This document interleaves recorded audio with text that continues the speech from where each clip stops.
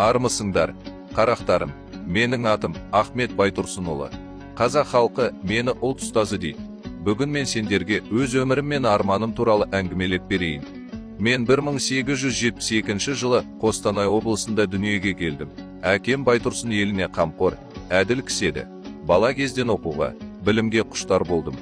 Армандағаным халқымды сауаттандыру, қазақ балалары әріп танып, ғылым үйренсін дедім. Сол үшін әліппе оқулығын жаздым. Қазақ тіліне әліпби жасап, тіліміздің ғылым тілін қалыптастырдым. Тіл құралы атты кітап жазып, тіліміздің заңдылықтарын түсіндірдім. Елдің мұңын, ой, пікірін жеткізу үшін қазақ газетін шығардық. Ол кезде халқымыздың болашағы үшін көп күрестік. Білім мен мәдениет қана ұлтты алға бастырады. Сол үшін өмірімді халыққа арнадым. Балаларым, білімге құштар болыңдар. Қазақ елінің болашағы сендердің қолдарыңда. Ұстаздың еңбегі мәңгілік.